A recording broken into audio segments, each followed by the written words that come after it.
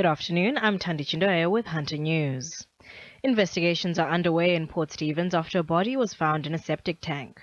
Emergency services were called to a property at Karua yesterday afternoon to inspect the discovery, with initial appearances suggesting the 73-year-old man had been working on a pump before being electrocuted and falling into the tank.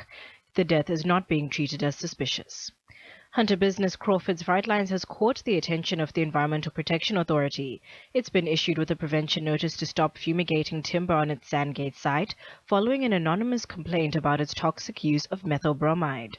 EPA's Director North Gary Davies says immediate site inspection confirmed the company was using the chemical and has now been ordered to halt its operations until the authority is satisfied with actions taken to minimize fumigant impacts. The volume of timber that was being treated was very large, and as such that triggered the requirement for a licence from the EPA. Now Crawford's unfortunately didn't hold a licence from the EPA for this particular activity, and given the nature of the chemicals that were being used, we issued a prevention notice immediately. A Mount Hutton man is due to face court later this month on more than 24 fraud and theft charges. Police went to a home in Warners Bay Road to arrest the 22-year-old. While there, it's alleged they found a large amount of electrical items, including laptop computers, mobile phones, tablets, MP3 players, and GPS devices. Police also seized 2 replica firearms and methamphetamine. The 22-year-old has been granted conditional bail to front Belmont Court on Wednesday, November 19. Aged care services are set to be bolstered in Maitland. It comes as construction of a new Opal aged care home at Rutherford begins today, which will cater for 140 new beds and create 150 new jobs. Maitland Mayor Peter Blackmore says he's pleased the area's need for aged care continues to be recognised. The need for aged care facilities in Maitland is going to be ongoing, but have Opal come on board and want to inject money into our community and also to provide facilities is a magnificent start. Hundreds of feral pigs have been culled in the Upper Hunter. The operation was carried out as part of a Hunter Local Land Service plan to reduce the number of pests ravaging farms in the region, with first aerial shooting focusing on the Merriwa area. Coordinator Steve Eccles says the mission was successful.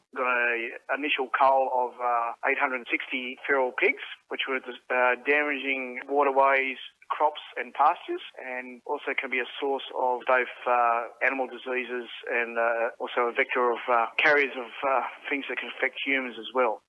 Newcastle City Council is holding a community information session tonight on its floodplain risk management plan for Wallsend. It comes 7 years after the Pashaboka storm, with business owners and residents eager to see the long-term structural solutions to reduce flood risk in the area. Wallsend MP Sonia Hornery says the plan's release is great news for the community. The storm and tempest hit Wallsend very hard, and so Wallsend residents and businesses particularly are very interested in solutions being found by Newcastle City Council to prevent or at least ameliorate flooding and keep people safe. The information session will be held at Wallsend Library from 5:30 p.m. And now at sport, Claudie Groves. Midfielder Alan Welsh says the Newcastle Jets will need to up their game in order to move forward during the season.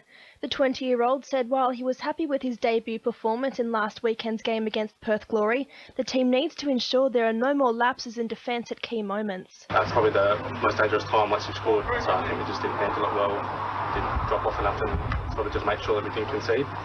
But we've got to learn from that, so make sure it doesn't happen again. Lucia Valentina trainer Chris Rees will be training Melbourne Cup winner Protectionist in the Hunter.